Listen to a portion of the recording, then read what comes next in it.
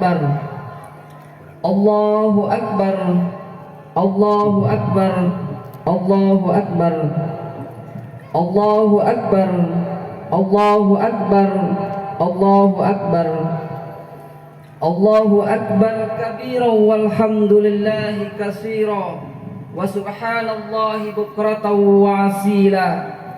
La ilaha illallah wahdah sadaqa wa'dah wa nasara 'abdah wa 'azza jundahu wa hazzamal ahzaba wahdah. La ilaha illallah wa la na'budu illa iyyah mukhlisina lahuddin walau karihal kafirun. Alhamdulillah, alhamdulillahi rabbil alamin. Nahmaduhu wa nastaghfiruh wa na'udzu billahi min sururi anfusina may yahdihillahu fala mudhillalah wa may yudlillahu fala hadiyalah.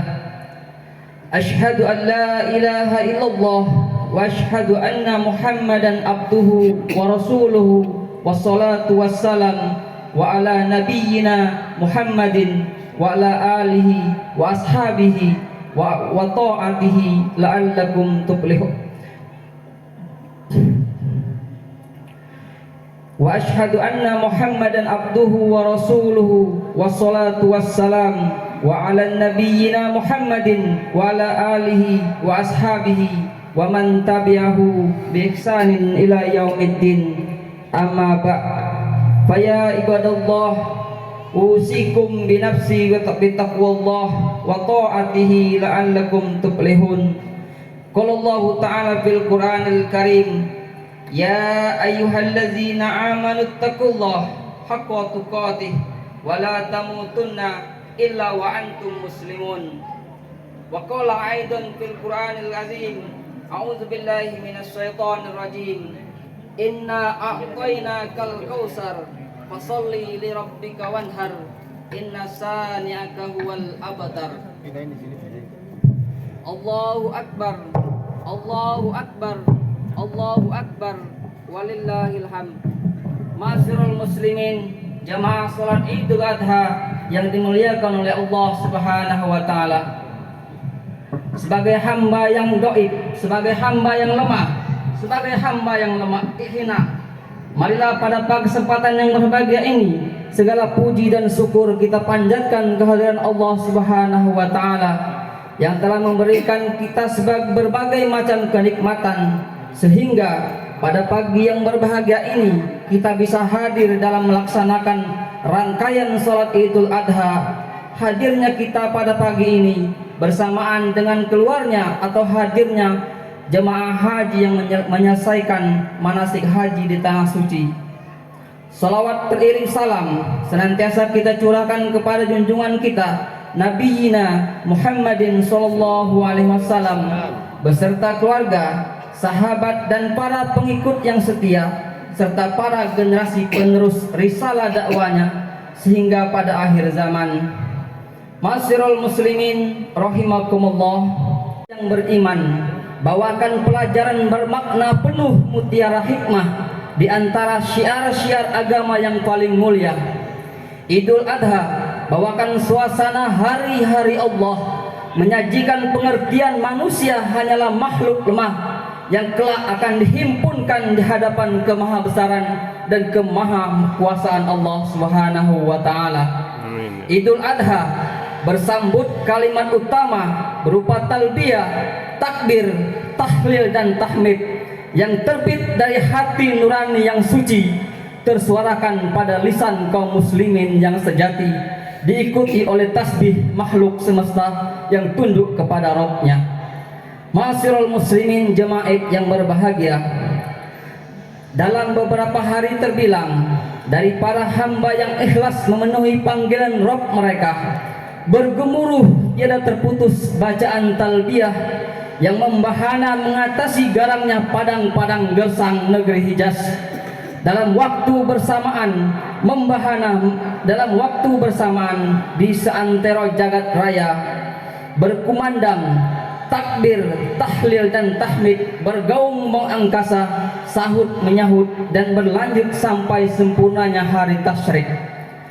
Setiap bacaan yang dipilih oleh Allah bagi hambanya, manakala diucapkan dengan sepenuh jiwa, diikuti penghayatan akan makna, pastilah menggetarkan kulit dan jiwa, sekaligus melahirkan kedamaian dan ketentraman, disebabkan besarnya magnet ilahiyah yang dipancarkan oleh Allah Subhanahu wa Ta'ala melalui kalimat-kalimat yang agung dan suci itu. Gema bacaan yang telah menyentuh setiap dinding sudut-sudut semesta dan menembus hati orang-orang yang beriman, menumbuhkan kesadaran bahwasanya Allah Maha Besar di atas segala pembesar penyandang gelar yang pernah ada di muka bumi ini. Allah Maha Kuasa di atas segala penguasa yang pernah angkuh bertakhta di muka bumi ini. Allah Maha Adil di atas segala pengadilan yang pernah ditegakkan di muka bumi ini. Allah Maha Kasih di atas segala pengasih yang pernah hadir di muka bumi ini. Allah Maha berkehendak mengatasi kehendak siapapun yang ada di muka bumi ini. Dan hanyalah pada yang Maha Esa dan Perkasa, Allahu Jalalah, diri lemah tergantung dalam ketundukan, pasrah bersandar pada kebaikannya, harapkan bimbingan dan pertolongannya di setiap iktikaf langkah dan tindak perbuatan. Hanyalah panggilannya yang diutamakan daripada panggilan siapapun di jagat raya ini. Allahu Akbar, Allahu Akbar, Allahu Akbar, walillahil hamd. Ma'asyiral muslimin rahimakumullah. Sejarah kemanusiaan telah mencatat dengan tinta emas Bapak Tauhid yang mendapat gelar Khalilullah, Nabi besar Ibrahim alaihissalam beserta keluarganya yang menjadi suri tauladan manusia sepanjang masa, sebagaimana Allah tegaskan di dalam Al-Quran, A'udzubillahi minasyaitonirrajim, qad kanat lakum uswatun hasanatun fi Ibrahim. Sungguh di dalam diri pribadi Ibrahim itu terdapat teladan yang baik untukmu. Menilik pribadi Nabi Ibrahim alaihissalam dan keluarganya yang dengan ikhlas dan tanpa ragu rela membunuh akunya sendiri, mencampakkan segala kepentingan dan egoisme pribadi, menunjukkan tekad kesediaan bekerja keras penuh kesungguhan guna menegakkan perintah Allah yang berdampak pada kemakmuran hunian hidup. Sungguh merupakan teladan yang terbaik bagi hamba yang beriman, bagaimana seorang Ibrahim alaihissalam mampu menekan rasa sayang, rasa memiliki, rasa iba, dan mengabaikan berbagai perasaan manusiawi lainnya, sehingga dengan kemantapan hati dan tiada ada keraguan hendak mengorbankan putra tunggalnya, manakala demi terjunjung tinggi wahyu ilahi. Bagi Nabi Ibrahim alaihissalam tidaklah terlalu berat beban yang ditanggung apabila ia diperintahkan oleh Allah Subhanahu wa Ta'ala untuk membunuh dirinya sendiri. Akan tetapi perintah yang sampai kepadanya adalah mengorbankan putra tunggal yang disayanginya, yang baru beberapa saat bertemu kembali setelah ditinggal selama bertahun-tahun semenjak masa bayinya dalam perantauan dakwah. Putra yang dibesarkan dengan ketangguhan dan perjuangan keras seorang ibu teladan, Siti Hajar, yang berjiwa besar dan penuh ketabahan, rela menapaki derita demi kemenangan dan kebahagiaan nantinya. Lebih-lebih sang putra itu senantiasa dia mohonkan dalam doa-doanya agar hadirkan sebagai generasi penerus perjuangannya. Hanyalah iman dan takwa yang membuatnya mampu tetap tegar dalam menjalankan tugas yang sangat berat bagi seorang ayah, menyembelih putra kandung dengan tangannya sendiri. Akan halnya Nabi Ibrahim, Nabi Ismail alaihissalam, bagaimana ia begitu pasrah dikala usianya masih begitu belia, bersedia mengorbankan dirinya, menyerahkan batang lehernya untuk disembelih oleh ayahandanya sendiri dengan penuh kesabaran dan ketawakalan. Apa yang ada dalam pikiran hati anak yang beranjak remaja tersebut ketika diberitahu bahwa ia akan dikorbankan untuk menjunjung tinggi perintah Allah? Rupanya sikap dan nilai-nilai akidah yang dimiliki ayahnya berkembang pula pada diri pemuda ini. Dialah pemuda yang berprinsip hidup dalam pijakan, tatapan dan langkah pasti, bukan sebagai pemuda yang tidak berpendirian, tidak tahu jalan hidup, yang terombang-ambing oleh setiap gejolak yang berkembang. Ma'asyiral muslimin jemaah yang berbahagia, tidak ada sebuah amal perbuatan manusia pada hari nahar atau tanggal 10 Hijriah yang paling dicintai oleh Allah Subhanahu wa taala kecuali mengalirkan darah atau menyembelih hewan kurban. Oleh karena itu, salah satu amal dan sangat dicintai oleh Allah, sangatlah wajar dalam kesempatan Idul Adha tahun ini kita kupas sebagai inti khutbah, karena ibadah kurban mengandung berbagai keutamaan. Nabi telah menjanjikan keutamaan menyembelih hewan kurban dengan sebutan bikulli syaratin hasanah. Artinya, dari setiap helai bulu binatang kurban yang disembelih akan mendapat pahala satu kebaikan. Bahkan dengan berkurban akan menutup seorang dari jilatan api neraka, sebagaimana Nabi SAW bersabda, man doha toyyibatan biha nafsahu muhtasiban ajraha alallahi kanat lahu hijaban minan nar. Barang siapa yang menyembelih hewan kurban dengan baik dan rela hati, mengharap hanya pahala dari Allah Subhanahu wa taala, maka kurbannya akan menjadi penutup baginya dari jilatan api neraka. Ma'asyiral muslimin jemaah yang berbahagia, pelaksanaan ibadah kurban hari ini sekurang-kurangnya ada 4 pesan utama yang dapat kita petik, dan sejauh mana kita mampu mengimplementasikannya dalam kesehari-harian sebagai intisari khutbah pada pagi hari ini. Yang pertama, pesan utama ibadah kurban adanya nilai tauhid sebagai perwujudan sebuah perjuangan monoteisme yang dilakukan oleh Nabi Ibrahim alaihissalam.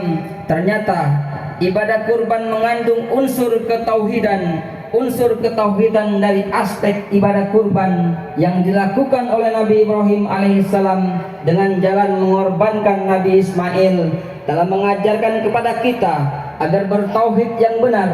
Nabi Ibrahim dan keluarganya mampu membebaskan dirinya dari penghambaan terhadap materi, dalam hal ini anak yang ia cintai, menuju penghambaan hanya kepada Allah Subhanahu wa taala semata.